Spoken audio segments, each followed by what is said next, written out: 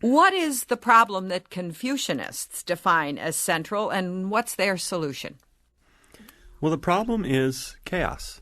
Problem is lack of social order, that society is falling apart. This is a tradition that emerges at a period when China is sort of lapsing into warring states, and people are worried about society falling apart.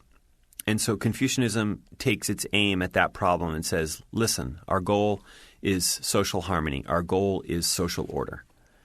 And how do you do that? Like, how do you create that? And the answer is ritual. Ritual and etiquette and being kind to one another, virtue ethics. That's what's going to make for a stable and harmonious society. It doesn't really sound all that religious. I mean, and there are some people who say, well, this is really a philosophy or this is an ethic. But underneath all this is the idea that there is an order in heaven, heaven as a kind of impersonal divinity.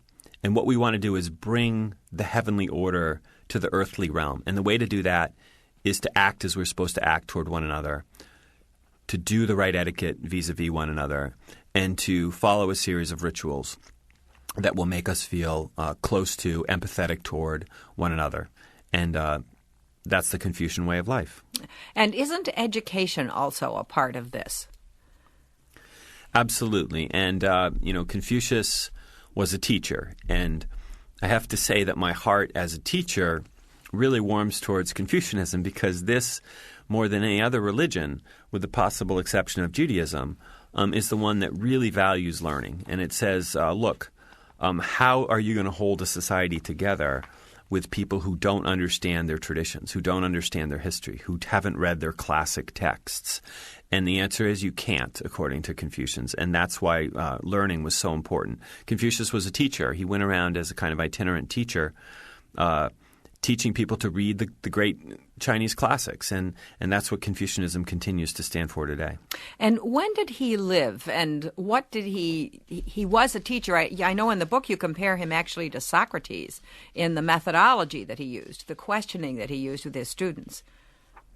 Well, that's right. And he is he's a 6th century and 5th century BC figure in China. So he's around, or he's there around the time of the Buddha.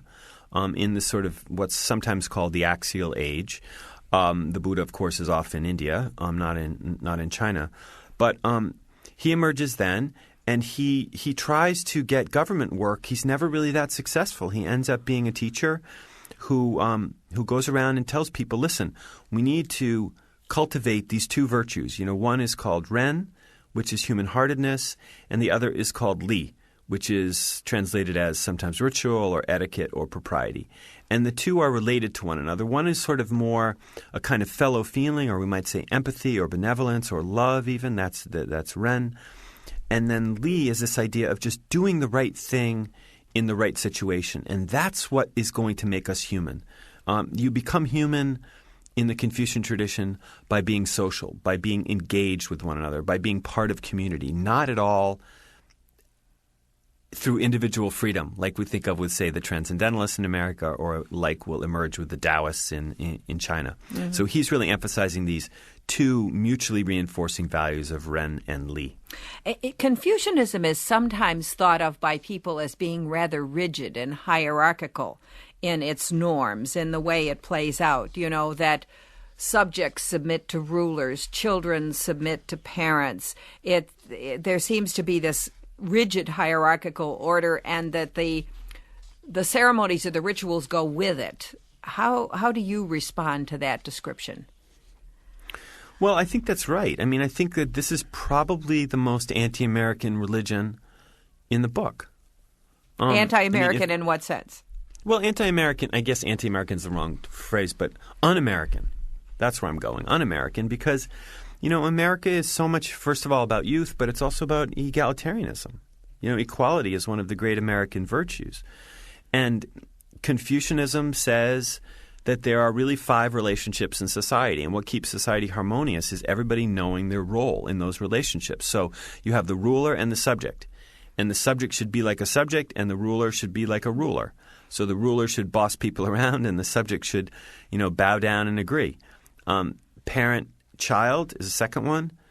Husband-wife, older brother, younger brother, and friend to friend. And all of those except for friend to friend are hierarchical relationships where one person's in charge and the other person's supposed to be obedient. This doesn't sound good to us, But and I agree with that. And I think as I was working on this chapter, I did find myself, rebelling against that and sort of listening to the Taoist, critics who are going to emerge of this tradition. But at the same time, there's something really quite beautiful, not only for me about the emphasis on learning that you see with Confucius, but also about, the critique of narcissism. I mean, our Western civilization has really so much become about the self and about the ego. And here's a tradition that says you can't be human by yourself, which as soon as you hear that, it's true, right? I mean, we're all human in relationship. We're all human in community. And this is a tradition that says we have to think about community. We need to be communitarian. And we need that for our ethics to show virtues of human beings in community rather than just people running off and doing their own thing. That isn't a way to have social order, but neither is it a way for us to flourish as individuals.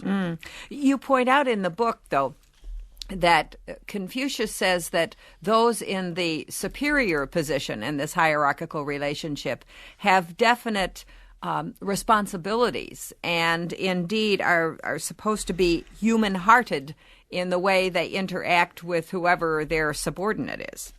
That's right. And there is there are debates in Confucianism about to what extent is rebellion against the ruler legitimate if the ruler loses what's called the mandate of heaven, right? If the ruler starts to act as if he's not a ruler, right? There's this interesting idea in Confucianism called the rectification of names, where it says you should act as the role that you are. So if you're a ruler, you should listen to that name, ruler, and you should act like it. If you're a husband, you should listen to it and you should act like it. Now, part of being a husband in Confucianism is being in charge of the family. But also part of it is showing love and benevolence and human-heartedness towards your wife and towards your children. And if you stop doing that, and if a ruler stops doing that, you lose the mandate that you have to be in charge of your family or to be in charge of your society. So there is supposed to be a kind of reciprocity there across those relationships. And in contemporary Confucianism, the relationship of friend to friend is much more being discussed because that's much more first of all, it's traditional, it's ancient, but it's also more egalitarian, right? What is it to be a friend to another person? What kind of obligations do you owe? How does that contribute to human flourishing? Is there a God in Confucianism, a concept of God? Well, that's a great question. Let me just say, all right, I'll just say no. But, I hesitated. So first of all, the notions of transcendence or divinity are impersonal. So there isn't a guy or a gal who sits up somewhere and creates the world. Like, that's definitely not what's going on. The forces in the world are more impersonal. They're yin and yang, right? The forces of sort of the feminine and the masculine who interact and create things through their interaction. The notion of transcendence, such as it is, that there's something kind of beyond our grasp, is found here and now, which to me is also fascinating. This is sometimes referred to by Confucians as immanent transcendence, which may be getting us into too many theological terms by two. But the basic idea is that, such divinity or such transcendence as there is in our own human life. It's here and now on earth. And I find this to be beautiful. Instead of looking elsewhere for our exemplars, instead of looking elsewhere for the virtues, look in our own midst. Now that said, as Confucianism develops, it develops something called NeoConfucianism, which borrows a lot from Taoism and borrows a lot from Buddhism, and it starts to look a lot more religious. It starts to look a lot more like divinities. And you can go to Confucian temples nowadays, and you can see people doing a kind of homage to Confucius that pretty much looks like doing homage to a Hindu deity in a Hindu temple. In other words, that there's a kind of a worship going on of Confucius. So I would say is there a God? In more traditional Confucianism, decidedly no, especially if we think of God as personal. But in more contemporary Confucianism, well, perhaps. Interesting.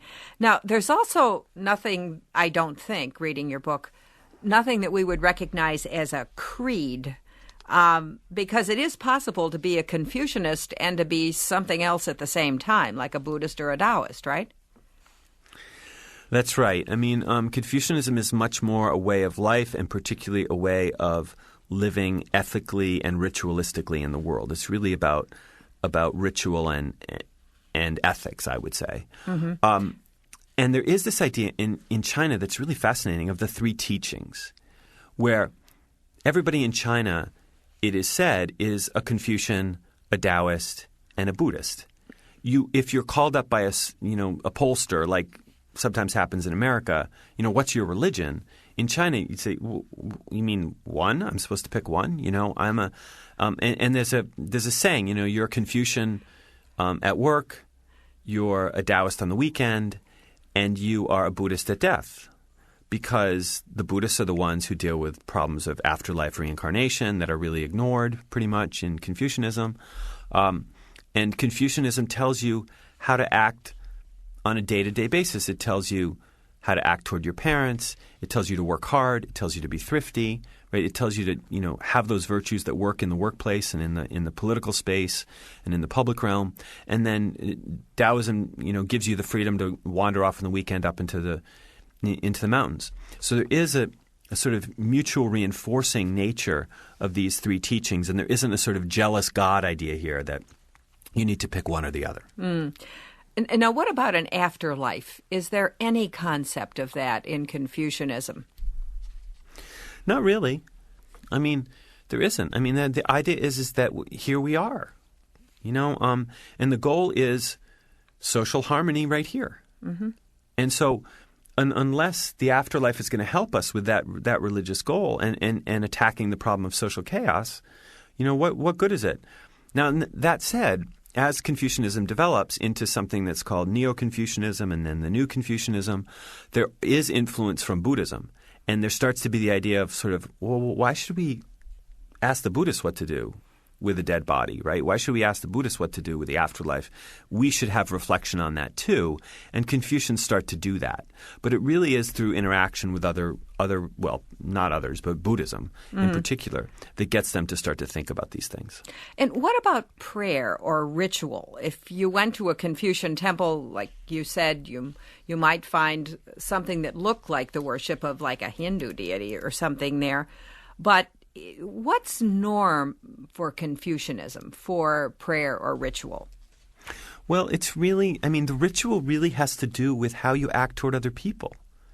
It has to do with things like, we think of ritual as, say, going to a temple and lighting a candle, right, to St. Jude or something, right, or going to Holy Communion. The ritual here, and this is why ritual isn't the best translation for the term li, perhaps. It's sometimes translated as propriety, and that's what I call this, the Confucianism, the way of propriety. It's knowing what to do in the right situation. It's knowing what to say at a funeral to a friend.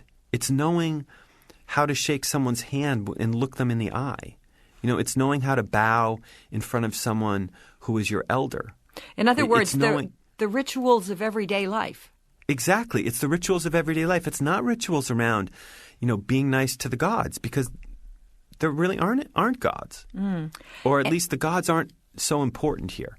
The gods are everybody in your midst, and the rituals are oriented toward other people. And so, I give the example in the book of early on in President Obama's administration, he went to England and he gave the Queen an iPod, right? People were like, what's going, like, what's that? That's a lack of Confucian li. It's a lack of it's improper. It's like bad. It's a bad ritual. He should have had a better gift. He should have known what to do, right? I was just seeing I Love Lucy the other day, and she was getting ready to see the Queen, and she was practicing how to bow. Precisely how to bow. It was funny, but it was also very Confucian. It was like, okay, I'm going to see the Queen. The ritual is to bow. How should I bow? And there's a proper way to bow. And the idea in Confucianism is this is how we get along. And I think we all understand this to some extent. You know, there's times when you're not loving your wife and you get up in the morning and you say, I love you, right? Or you're annoyed with your kid, but you hug them anyway. You know, you do these rituals that kind of grease the wheels of everyday life. And they make life better. They make life more harmonious. And yes, they can be criticized as hypocritical because sometimes sincerely, authentically in our heart, we don't feel them. But the Confucian tradition says, forget it. It doesn't matter how sincere you are, how authentic you are at that moment. Just do the thing that's right. Do the thing that's called for. And gradually that will remake you. That will turn you into the kind of person for whom those kinds of actions are authentic. In other words, the act of doing can be transformative interiorly, or That's to right. the interior of a person, really. That's right. Okay. Don't act like you love your spouse only when you feel it. Do it all the time, and you're likely to feel it more often. Now, holy book or books. I know Confucius left about 5 books, varied kinds of writing, but how are they looked upon by a Confucian? Are they inspired writings in some sense? Are they like scripture? Yeah. Well, it's interesting because there is they're not revelation, so that's important because we don't have the arrangement of sort of the God and the prophet and the scripture like we have in Judaism, Christianity, and Islam. So they don't have that kind of standing, right? But what they are is repositories of great teachings, and they are also kind of our teachings, right? Like this is the great wisdom of China. We should know it because we Chinese then can discuss it, right? I mean, we have some of these ideas in America now with in my hometown of Sandwich, Massachusetts. You know, Sandwich reads a book for the year, right? Why do we do that? Well, so we can have a common conversation. Everybody's read the same novel. Everybody's read the same history book, whatever. That's the idea here, that you have these texts, you know, one of which is the Analects of Confucius, that are read by everyone. And in contemporary Confucianism, those are the Analects, the Mencius, which is a book about kind of the second great thinker in Confucianism named Mencius, the Great Learning, and the Doctrine of the Mean. These are the books that would be used to study for the Chinese civil service examinations, for example, which is very interesting. You know, it's as if you would have to study the Bible in order to get a job in the federal government. Right. Is that still true in China today? No, it's not in the same way that it has been in the past. But the books really still they still carry a lot of cachet. And in fact, it's very. I mean, this is one thing that I write about in the book is that the government of China has traditionally, of course, been Marxist-Leninist, right? And it's looked to Mao as the great thinker. And what's happening now as socialism and communism are really falling away in terms of the international reputation and the reputation in China, there's a very strong gravitation toward Confucianism as the new ideology of China. And it used to be thought that Confucianism was this sort of ancient feudal idiocy, right, that people would only old, ridiculous people would look back to. But more and more, the Communist Party officials, including the president, are talking in slogans like building a harmonious society, which is a Confucian notion. To aim always at harmony is a saying from Confucius. And so Confucianism is gradually, it seems, becoming the official state ideology of China. Very interesting. And then finally, you talk about the new Confucianists. Who are they? Well, New Confucianism is an effort really to deal with the problem that you brought up in terms of hierarchy. How can you be a modern person and have this really strong hierarchy between ruler and subject, between husband and wife? That's sexist, it's patriarchal, and it's wrong. And the tradition is trying to address that through New Confucianism, that we can do a kind of modern, something like Reform Judaism, really. Let me say one more quick thing about Confucianism, both in the East and in the West, and that is that because it isn't so religious, because it's sort of more like an ethical philosophy, it's something that's really in everybody. And it isn't just in Buddhists and Taoists, it's also in Christians. Christians in East Asia Christians in America who are East Asian Americans are Confucian. They have a sense of respect for the elderly. They have a sense of filial piety toward parents. They have ethics of hard work and thrift and industriousness that is really part of the Confucian legacy. And I think that we can't understand the East Asian economic miracle, and we can't understand the success of East Asian Americans in American culture without understanding Confucianism. Stephen Prothero is the author of God is Not One: The 8 Rival Religions That Run the World and Why Their Differences Matter. Next week, we'll study the other major tradition in modern China, Taoism.